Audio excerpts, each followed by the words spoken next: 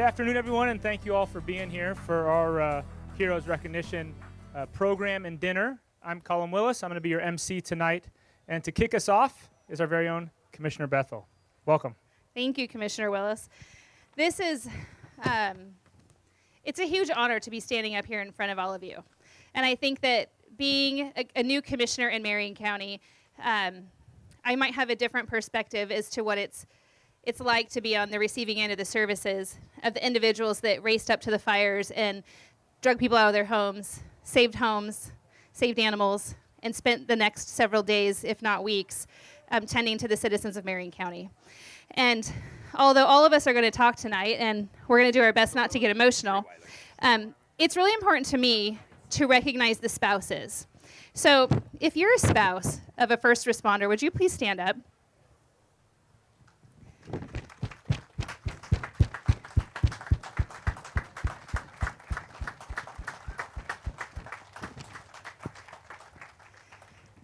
I think it goes unnoticed that it takes a family unit to make sure you first responders can do your jobs. And Marion County represents family to me in many, many ways. But last year during 2020, during the wildfires, I saw a tremendous response from individuals who literally showed up more than once in more than one very dangerous way to make sure that our community was safe and could recover. And tonight really is all about you. And I know that this is just a small amount of individuals who could be recognized. We're grateful that any of you showed up because we know that you don't really want to be here. But thank you for indulging us in our ability to say thank you to you. And Commissioner Willis, I'm not sure who's next because I don't have the schedule. That's okay, I have it. Great. And it turns out that Chief Jim Treeweiler is up next, and he serves on our fire defense board and was integral during the night of the fire. So, Chief Treeweiler, please. Well, yeah, thank you guys. I don't really know where to start on this, but I mean, first, thank you to all of the first responders. I mean, this was amazing. I was, sat down and was interrupting Commissioner Cameron while he's eating his French fries, and I was telling a couple little stories. But there is so many stories about what happened during those events, and I basically kind of got a timeline here that I put together a while back, and I'm just going to review this for you. There's no way I could remember all of this, so I'm going to start with kind of what happened on Sunday, September 6th. So we had the Lion's Head fire burning on the Warm Springs reservations, and it started about mid-August, about 11 to 12 miles from Brighton Bush. The community up there, they have a fire brigade, but it's not a formally recognized fire authority, nothing up there except ODF. Idana Detroit Fire and Brighton Bush have a pretty good working relation up there, and Idana Detroit Fire went to Brighton Bush. They began assessing the community and prepping structures for wildfire while staying in contact with me as the Fire Defense Board Chief of any needs or developments. We were concerned because of the drainages that led to Brighton Bush from the Lion's Head fire. There were rumors of similar event over 100 years ago, and as we know, history tends to repeat itself. That Sunday continued mostly uneventful, but concerns were certainly beginning to grow.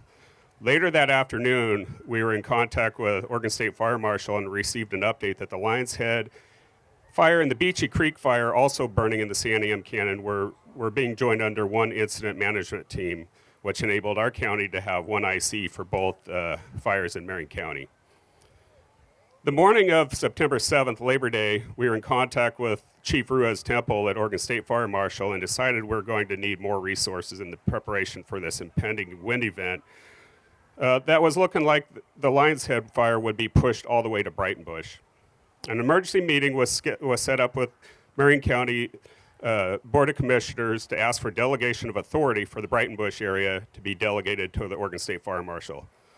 This was approved and made it possible to call in conflagration resources to help prepare and protect the time we thought was the Brighton Bush area. From about noon till 8:30 p.m., everything was going relatively well. We know now that to have been the calm before the storm. Crews were all busy. We still had resources available. Then the winds started picking up, and Marion County began getting multiple fires in all parts of the county. All 20 fire districts in Marion County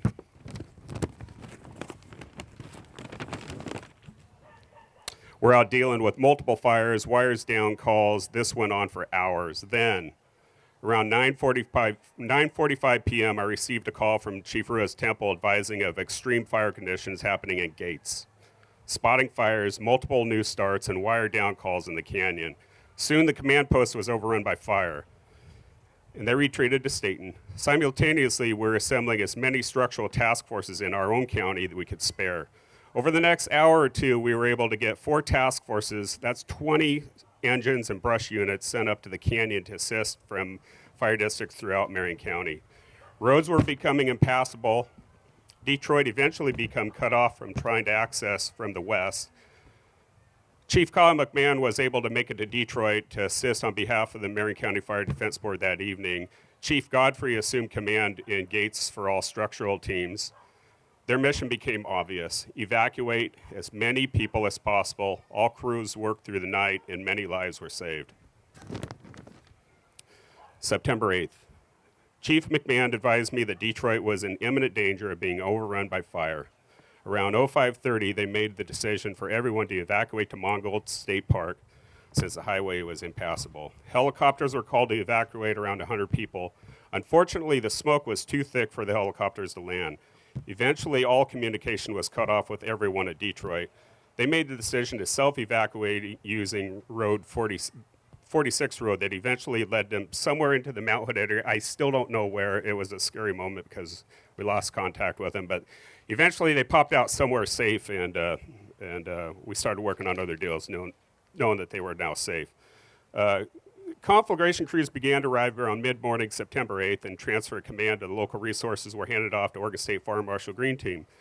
But due to conditions throughout the state, not enough resources were available for the conflagration. A conflagration of this magnitude needed 20 plus task forces. And remember, each task force has 5 engines. But since the state was experiencing such an unprecedented event, we were only able to get 5 task forces. With so much work still in front of local jurisdictions, most of them continued to work for the following days to supplement the conflagration task forces. This was an extraordinary event on so many levels. Our firefighters have always stepped up to answer the calls. They went far and above in this event, and all in the name of trying to save lives and property. Our community showed so much support too. In emergencies like these, there is a calling for all good-natured humans to want to help. We've seen tremendous support from our Marion County residents, donating everything from meals to massages and everything else in between, asking if they can help fight fire, and in some cases, organizing makeshift fire brigades, cutting fire line with everything from hand tools to heavy equipment. There was tremendous loss, especially human lives, from this wildfire. Our condolences continue to go out to these families. There were also numerous heroic efforts. On the evening of September 7th, Marion County mutual aid units arrived in the Santiam Canyon. All efforts changed from fighting fire to saving lives. Mother Nature was no match. Firefighters spent the evening clearing roads, forcing open gates, helping evacuate, and providing rides for as many people as they could be found. Our Marion County first responders are true heroes. Thank you, Chief Trueweiler.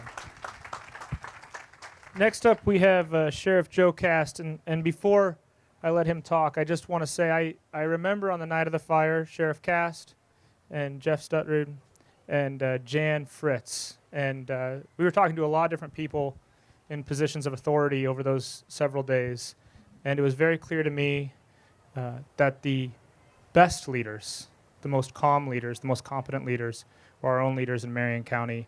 And both Commander Stutrud and Sheriff Cast, I remember walking into the makeshift emergency center, and I was struck by how calm people were. And that's a reflection of the leadership at the top, and the effort that was done that night is a reflection of Joe's leadership, and I'm just very honored to serve with him. So, Joe Cast.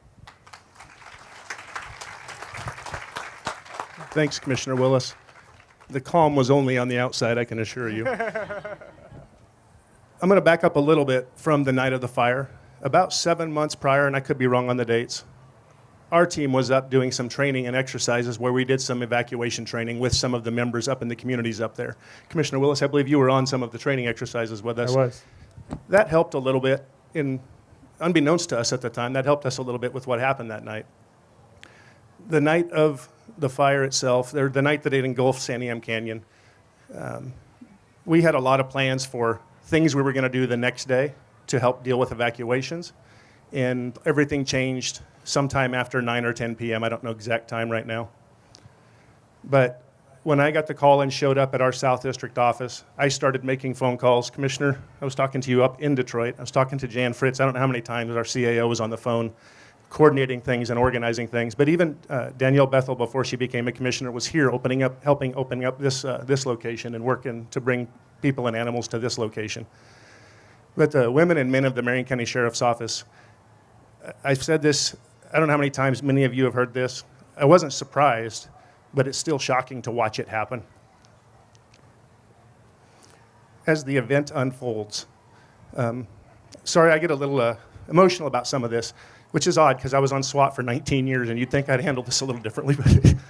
But as that event unfolded, I could tell everybody here, all of you, all the women and the men that work for the Sheriff's Office, your families, the support systems you have, that we have a great team, and that showed that night. They started showing up. We did a call out and called out a tactical team, but a lot of people just showed up because they knew we were going to need the help. They weren't on duty. They just appeared and showed up and brought their stuff and came in and started going up into the canyon and taking direction from the teams that were leading up there. The makeup of the Sheriff's Office is such when an incident command takes on an incident like this, there's one command post, but there's a bunch of leaders. There are so many leaders I couldn't even begin to point out who all was a leader that night. But there's several of them sitting here together amongst all of you that took on a leadership role, made decisions in the field that saved people's lives. And I cannot stress that enough. I sat in the command post helping coordinate, making phone calls, coordinating anything that we could. But what I heard on the radio while the radio system still functioned was amazing. And throughout the night, I heard things that scared me to my core because some of the people that I've worked with for years were inside the fire lines talking about not sure how they were going to get out of there. And I could hear that calm in their voice, but as I said, I understand what that's like on the inside and on the outside. In my 29 years of law enforcement, that was probably the most fearful night I've ever had for all of the people that work at the Sheriff's Office. As I will tell you a couple of quick stories about that night that showed me the resilience of the people that we have working at the Sheriff's Office, but also the people in the community, the fire departments, the elected officials that were helping us, Jan Fritz, the CAO. I can't say enough about Jan being so helpful. But just everybody came together as a team. Even Brian Nicholas provided some equipment unbeknownst to him when we sort of acquired, some people would call it stolen, but it wasn't. It was never reported. One of our sergeants picked up a front-end loader and drove it the rest of the night because he found out how to start it and get it running, and we used that to keep some roads clear. And so the rest of the night, he drove around on a front-end loader that, as it turns out later, we found out belonged to the Public Works Department. We didn't know that until the next day. We just found it, and it was a useful tool that we needed up there. There was many, many stories like that where we used and found a way to accomplish what we had to accomplish and went door to door to every single place we could get to, door to door, tent to tent, RV to RV, everywhere we could go, doing everything we could to help people out of that canyon. And regrettably, 5 people lost their lives up there. That's tough. We know we did everything we could and some. The men and women that work at the Sheriff's Office went far beyond what a law enforcement agencies ever had to do in a fire situation. It was incredible. It was amazing. Watching all of that unfold from the command post was scary, as I said earlier. Being on the phone with people that were involved inside the fire area. Like I said, you're going to hear from Commissioner Cameron and hear his story. It's a very tough one for him, I'm sure. There's just a lot of things that we talk about that happens in those events that was just very impressive to watch. When the time is right, some of these folks can tell you some of their stories. Throughout the night of that fire, as they came down, one of the things that became kind of a theme with the teams that were up there, they were working in groups and teams to try to keep a track of each other to make sure we all got out of there. But one of the themes was that the sheriff's office was going to be the last ones down the canyon. And I saw that with even one of the supervisors that was up there. He waited until everybody came through before he drove down. They wanted to be the last ones down to try to make sure everybody came out. There's a lot more to talk about. There's a lot more to be said about that. I'll tell you that was Monday night, Tuesday morning. Wednesday, we drove back up there. I drove up there with commissioners, with Jan Fritz, and some other dignitaries that wanted to go see the damage and start making assessments on what we needed to do next in the process. It was one of the quieter drives I've ever had in my life. There was 4 people in my vehicle, myself and 3 others. There wasn't a lot of conversation. It was just awe of what we were seeing again after the fact, and recognizing how many people, how many deputies, how many non-sworn people were helping out, working in this environment when it was on fire. It was incredible. So I want to say thank you to all of you. I could go on. You guys know I could go on and on. I could go on about this, but I will turn this over to the commissioners now to carry on forward. But if you have any questions, please feel free to talk to anybody that was involved.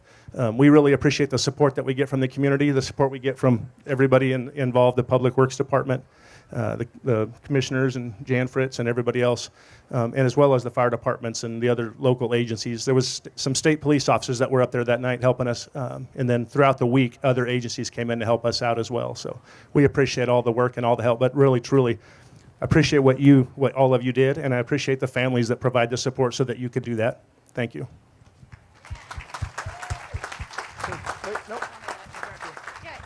Sheriff, I want you to grab that microphone again, because our next speaker is Brian Nicholas, and I thought, Sheriff Cass, maybe you could talk. Brian spent hours and hours and hours supporting our emergency response efforts. And I thought, Sheriff, maybe you could do an introduction and just talk a little bit about how much his work has meant for us over this last year.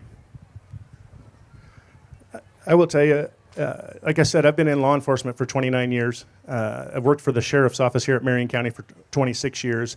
And Brian Nicholas is an amazing person to work with. He's the director of public works. But anytime, anywhere, all you do is ask, and Brian is there.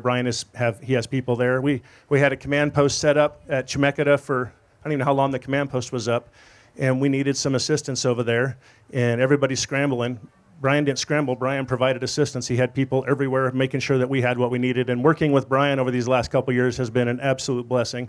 I don't know how else to introduce Brian except to tell you that he's one of the best folks I've worked with in years, and I appreciate it, Brian.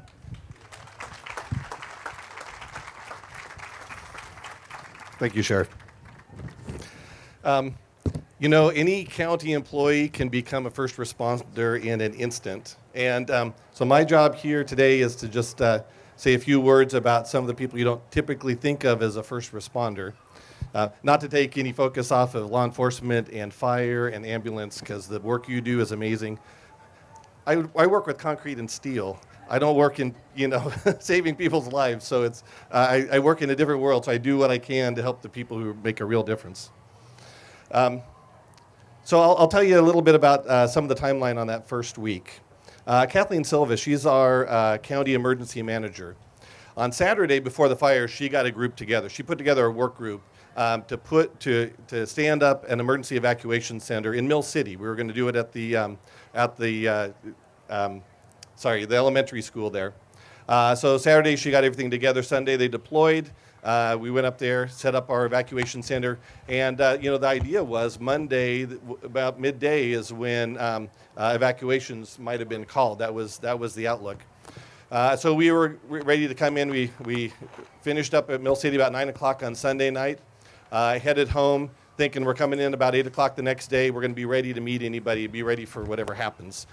11 o'clock, I get a call from Kathleen. She's in Mill City. She's got her team. They're bugging out because they need to relocate. By 1 o'clock, Jan Fritz got us access to the fairgrounds. By 2 o'clock, we were in the Red Cross office here in Salem, mobilizing Red Cross. At 3 a.m., we were in the parking lot greeting the first visitors. By about 7 a.m., I'm going to throw out some names here. Lisa Traronich, all at once, she learned how to stand up a family service center on the fly. Sherry Lintner, cannot say enough about her, because she jumped in and managed an onslaught of people walking in the door wanting to volunteer and help any way they possibly could. Imagine that, this wall of people coming to you and they're looking for you to help show the way and decide what's going to happen in the next few hours. Tamara Gesh jumped in and took care of animals, as did Commissioner Bethel, at the time. Colleen Kuntz-Chafin jumped in anywhere that help was needed. Cindy Nestor, who is our Health and Human Services Behavioral Health Division Manager, sent everybody that she needed, everybody she possibly could from behavioral health here to help people in their time of need. I mean, by 10 o'clock that morning, we had hundreds of people here in a fully functioning family service center. And we were all learning on the fly. We were all just responding instinctively to whatever the needs we saw in front of us. And that service center lasted more than a week. In fact, the role of that service center changed over the next couple of weeks, but everybody that walked in the door was greeted. They found a place to rest, shelter, time to collect themselves. They found emotional support where they needed it. They found food and water and clothing and household goods, and all this wave of donations that came in the door to help people. All that happened in the span of about 6 hours. All of that stood up in the span of about 6 hours from some dedicated people thrown into the situation that did the absolute best that they could. Those are people that respond and make a difference in their community, and I think it's worth recognizing them in that time. Our road crews, the morning after the fire, they were already out on the road throwing steel plates on the ground, so burned out culverts that would collapse under a fire truck. The fire districts had access into the fire zone. And Halls Ridge. Halls Ridge is an important communication site up the canyon. Just about everybody that needs to communicate by radio up the canyon has an antenna up on Halls Ridge. It completely burned. In about the span of 13 days, a group from Public Works and the Sheriff's Office built a temporary radio tower, equipped it, and we're still operating off that tower right now, waiting for permanent space to open up on some new towers. So right now, in the span of 13 days, we reestablished that really important public safety communication network. So the sheriff is up there, Linn County Sheriff and Metcom 911 all have facilities up on the mountain there. And I want to say that the emergency response, it continues. It really does. Tamara and Colleen, they are still dealing every day, working with the MASS, that's the Multi-Agency Service Transportation Transition Team, along with the Service Integration Team from Santiam Hospital, Oregon Health Authority. It's amazing how many agencies have come together to provide that really important support that's available to wildfire survivors in Staten. Wildfire cleanup, we're working with the state on the cleanup effort. And a few things I want to say about if folks are frustrated at the pace of cleanup. A few words I want to say about that. Right now, today, our building department has processed and approved about 25% of, or are we 50% on septic? I forget. It's 30. 30% on septic, sorry, I'm forgetting my own numbers. 30% of families have submitted their septic system permit for the rebuild and have been approved. We're about 25% on building permits. So to put that in perspective, at this time after a fire within the first year, that number is usually zero or very close to zero. So we learned from past fires and what other counties and states have dealt with to really try to hit this hard and make sure that people have the ability to rebuild as quickly as possible. So it's going pretty good on that front. And then, financial recovery. We have a whole team that's working on just countless hours, making sure that everything that we've put out, we're recovering those dollars to make sure that we have the money to do the rest of the services that people provide. So I know it's not as it's kind of in the back room, the work that we do that helps support the real first responders. But I wanted to point some of that out. One really important message that I wanted to deliver today is, this kind of response, it doesn't happen without really good leadership. A board of commissioners that knows what they want this county government to achieve and draws a straight line that we can follow. and a county administrator that's there to make the decisions that need to be made every single day. It is really incredible how much emotional reserves you need to call to bear every single day when you're leading these kind of efforts. And I want to tell you that Jan Fritz has been utterly amazing. I would follow her anywhere because she's done everything that we need to recover. She's one of my heroes, so I wanted to point that out. Thank you, Brian.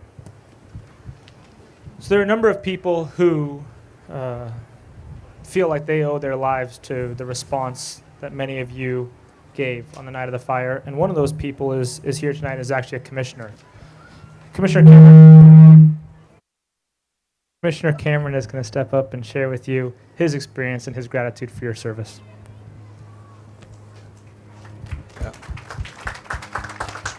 Well, thank you, Commissioner, thank you. I'm looking at Garrett.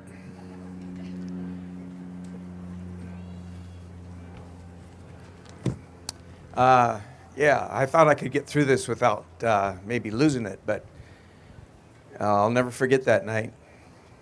And power went out about 6 o'clock in Detroit, windy day. Thank God Consumer Power shut down the power at 6 o'clock. We ran generators up in Detroit, those of us that had them.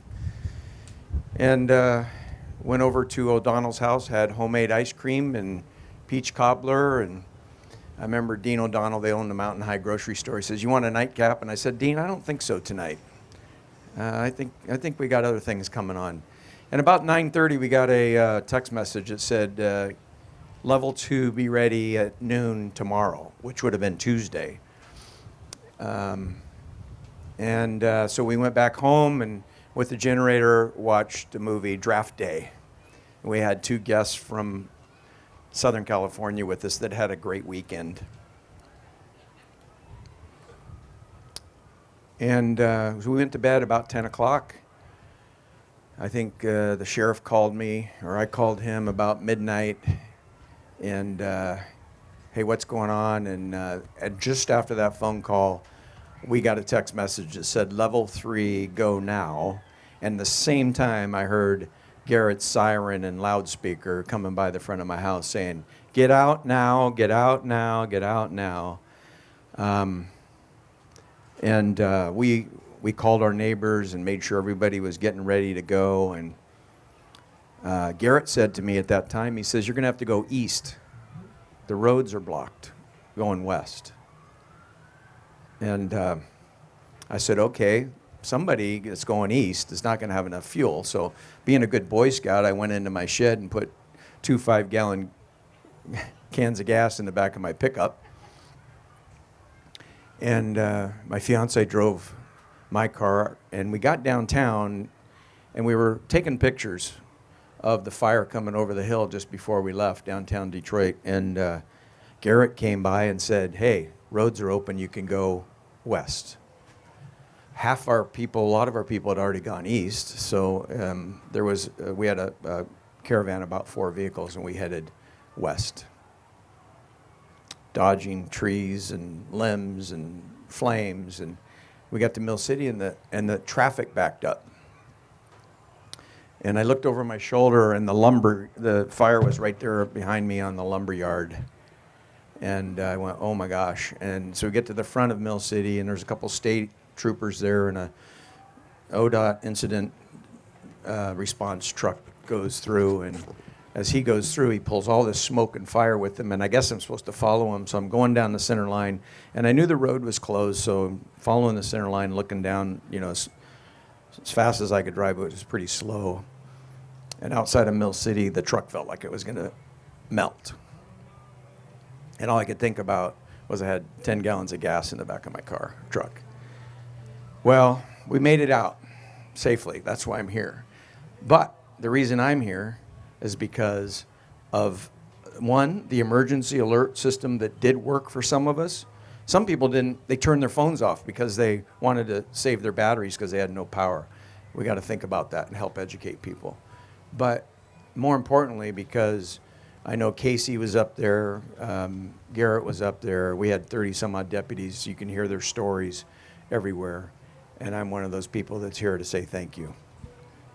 Garrett, Mark, I saw you come in. You did that exercise before up in the Little North Fork, the 6 months before that the sheriff was talking about, that saved a lot of people's lives.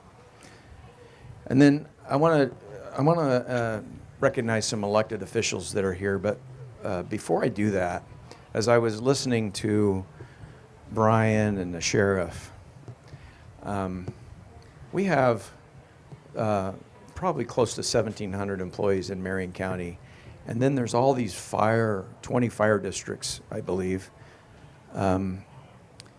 We have an amazing community, and we just talked about stories that are 10 months behind us, and in the last 10 months there has been wonderful things that have happened because of the leadership and the kindness of people's hearts and the generosity of people throughout this community and beyond.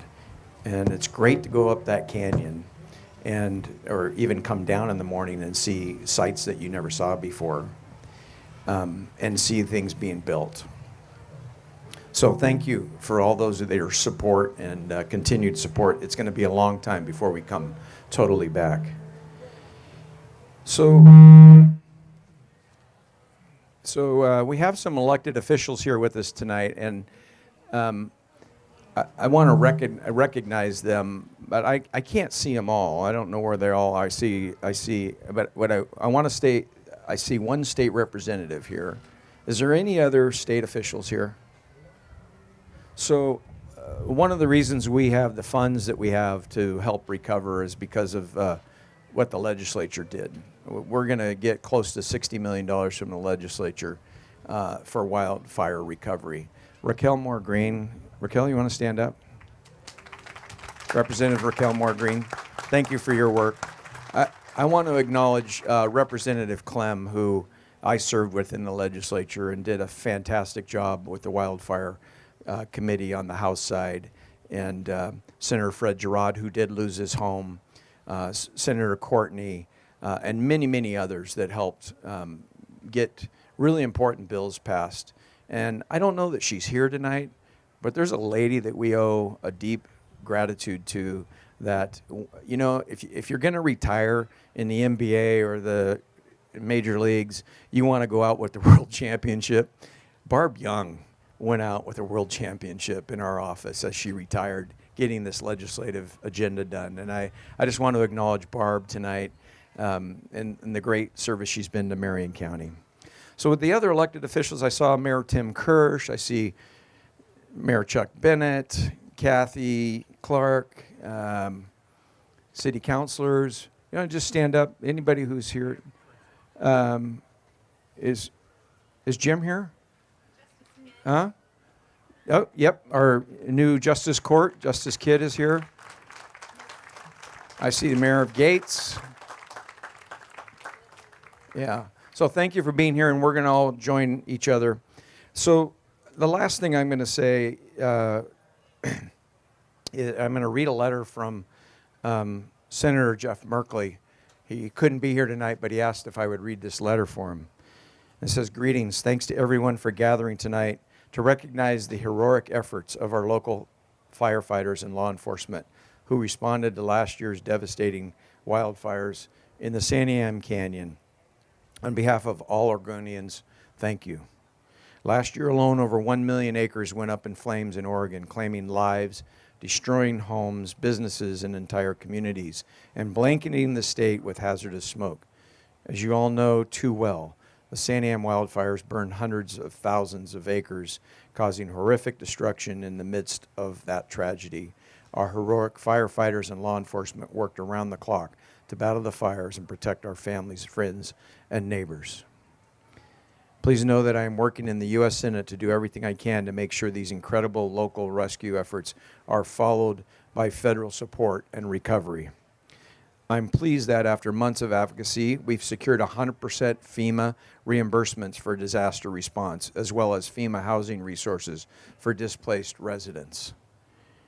And I'll continue to use my leadership role in the Senate on Appropriations Committee to secure resources needed to prevent and fight wildfires. I also will be introducing a host of bills that would tackle wildfire readiness, response, and recovery as wildfire seasons become longer and more intense.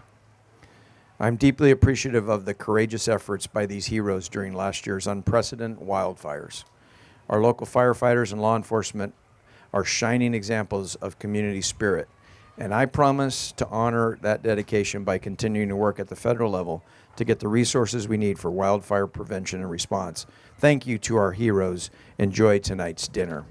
Sincerely, Jeff Merkley, U.S. Senator.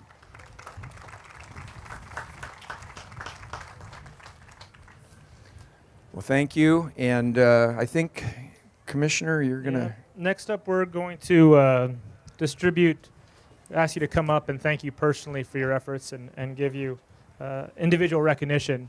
But before we do, I just want to say a word about the title of tonight's event, the Heroes Recognition Program, because I know some of you are uncomfortable with being called heroes, and I don't want this to be a burden to you.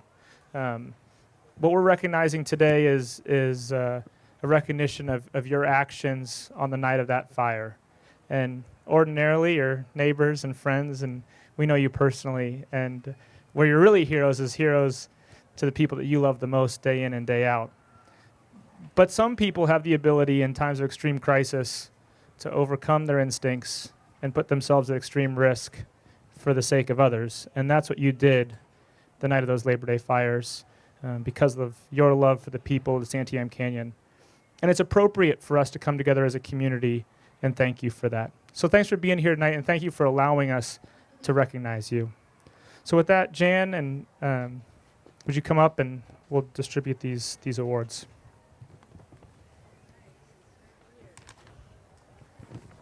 Are you ready? We're ready. Okay. So Jordan Polak, the Fire Chief of Brighton Bush Fire District.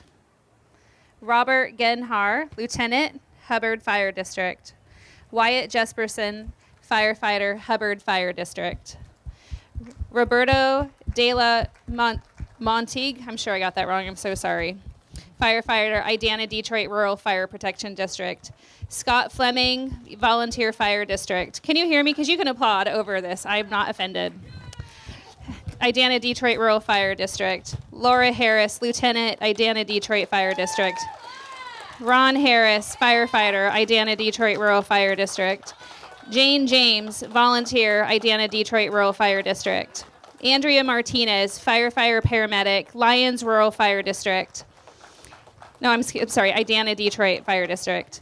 Sherry Benzema, EMS Coordinator, Paramedic, Lyons Rural Fire District. Jim Treeweiler, Fire Chief, Mount Angel Fire District. Eric Peterson, EMR Firefighter, Staten Fire District. Amber Cross, Volunteer Firefighter, Sublimity Fire District. Proby Cross, Fire Dog, Sublimity Fire District.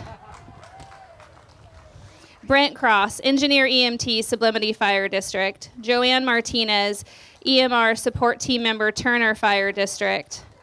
Jason Thompson, Recruitment Retention Coordinator, Woodburn Fire Department. If you want to, and then he didn't want to do it, so I'll do the last. Timothea Collingham, 911 Dispatch. Brittany Lobsch, 911 Dispatcher. John Thompson, Operations Supervisor, Metcom 911. Jill Bellarts, Communications Specialist, Willamette Valley Communications Center. Kyle Norton, Call Taker, Willamette Valley Communications Center. Becky Robinson, Communications Specialist, Willamette Valley Communications Center. Halia Swanson, Communications Specialist, Willamette Valley Communications Center. Ian Wilson, Operations Manager, Willamette Valley Communications Center. Yeah. Deborah Andal, Deputy, Marion County Sheriff's Office. Chris Bangs, Senior Deputy, Marion County Sheriff's Office. Tom Barber, Deputy Sheriff, Marion County Sheriff's Office. Jason Bernards, Deputy, Marion County Sheriff's Office. Alex Shermanoff, Deputy Sheriff, Marion County Sheriff's Office. Ben Bielenberg, Deputy Sheriff, Marion County Sheriff's Office. Tom Crofts, Sergeant, Marion County Sheriff's Office. Christian Dalton, Deputy Sheriff, Marion County Sheriff's Office. Andrew Gershon, Sergeant, Marion County Sheriff's Office. Mark And front Farron. loader robber. I'm sorry? And a front loader robber. Oh my gosh. And okay. I was like, what? I know the guy to go to if I need equipment. Good job. Okay. Mark Farron, Sergeant, Marion County Sheriff's Office. Matt Hagan, Senior Deputy Sheriff, Marion County Sheriff's Office. Derek Heyman, Deputy, Marion County Sheriff's Office. Joe Cast, our Sheriff, Marion County Sheriff's Office. Jeremy Landers, Sergeant, Marion County Sheriff's Office. And wow, PIO extraordinaire, holy moly. I remember those days, Jeremy. Tom Lyons, Deputy, Marion County Sheriff's Office. Catherine Mood, Deputy, Marion County Sheriff's Office. Ton Moquin, Sergeant, Marion County Sheriff's Office. Tyler Morrow, Deputy, Marion County Sheriff's Office. Garrett Olson, who's he? Marion County Sheriff's Office. Derek Ramsire, my friend, Deputy, Marion County Sheriff's Office. Stacy Ray Hahn, Deputy, Marion County Sheriff's Office. Jeff Stutrud, Commander, Marion County Sheriff's Office. Ben Theodoriches, MSO, Marion County Sheriff's Office. Matt Wilkinson, Great American, Marion County Sheriff's Office. David Witherell, Deputy, Marion County Sheriff's Office. And Jeff Wood, our very own Commander Sheriff. Where are you, Jeff? Get up here. Get up here. He's another one with ice water in his veins in a time of a crisis. Marion County Sheriff's Office. And I do want to say a word about Jeff Wood because he's another one that does a lot of the unglamorous work, but makes sure that we have the resources necessary to fund all the equipment that you guys use every day to do your jobs. This list is not everybody. This is the list that we strong-armed to get you to show up. So thank you for saying yes to every call and email and whatever we did to get you here. There was many, many individuals that ran into this fire, and it's not just was up the canyon, but was all over the valley, making sure that public safety was still performing while Marion County Sheriff's Office sent 38 deputies from the valley up the canyon, and every fire district and fire department sent crews up there to make sure the fire would stay at bay long enough to save lives. But we do want to recognize you if you're here and we didn't call your name. If you respond to the wildfire but were not recognized this evening, would you please stand so we can recognize you? We want you to stand. Yeah, okay. We know That's who Chief he is. Will. Thank you. And we have a certificate. We would like to send you a certificate as well. So if we could get your information after this, we will send you one. And Jan's showing us this certificate, but it's for the sheriff. And we do what we can to make sure that they all stand out front and center because it's important. Okay. And now we do want to serve you dinner. But before we do that, I have one more thing to say. Please. Listening to Commissioner Cameron talk, it's important for everybody here to know that your story, your rescue is being told. There's several of you that we've had the opportunity of riding along with or being escorted by, if you're me, to different places around the county. And both Commissioner Willis, myself, and Commissioner Cameron have had the pleasure of presenting and attending many, many town halls since the fire. And each time we're approached by residents of the canyon who tell us the one-off story of the person who banged on their door or the deputy that went down the road or the fire engine that flew by their house. They're here today because of you. And although they don't know who you are directly, you exist. And every single one of you are more important than you know to every single family that's still living today because you went up there and not just did your job, but because you really cared about the people. I'm entirely grateful. And I know that everybody in this audience has trauma from this experience. And it's going to continue for some time. And I hope that you'll let us continue to honor you and thank you and not just give us the shoulder shrug when we say, you matter, and we're grateful. Look at Wilkinson smiling at me. He's my camp buddy at Detroit, so I get the shrug on often. No, it's a good point. There's a couple of memories that I had that stand out, and I apologize for standing in the way of you and your dinner. But I think these stories aren't always told, and they're important. And the one the sheriff mentioned was that exercise that we did up in Brighton Bush and the North Fork. I know now Sergeant Farron, excuse me, you organized and led that. And I know that before the evacuation order was given, you guys were up there in Brighton Bush and the North Fork telling people that, the evacuation order hasn't been given yet, but we may not be able to get back up here and give you notice. And I know a lot of people left at that moment. And if you hadn't done that, if you hadn't done that exercise 6 months in advance, if you hadn't thought about this, if you hadn't cared about those people, the number of people who would have died in this fire would be a much, much longer list. And this would be a much, much sadder event, So and that type of work doesn't get recognized, and I know that you don't want it to be recognized, but I think it's important for us that we recognize that and thank you for that. And it's the same thing. I know I've told this story to some of you, but I remember being invited to a meeting with ODOT just after the fire with a number of you, where ODOT was telling us how their plan was to keep Highway 22 closed for 2 or 3 months because it would make it easy for them to cut down the trees that need to get cut down. And you very politely and respectfully explained to them how that wasn't acceptable and that road needed to be open in 2 days. And I just think, again, people don't know that kind of advocacy that you provide for the people in Marion County, but we do, and we're grateful for it. And I think the reason why when you meet people, they're grateful for your service is because even though they don't know all the details, they know that you were there for them when it mattered. So thank you. And dinner is past what is this called? It's past that big bus right there. Past that big bus there. So please join us for dinner and let us thank you in person, and thank you all for being here.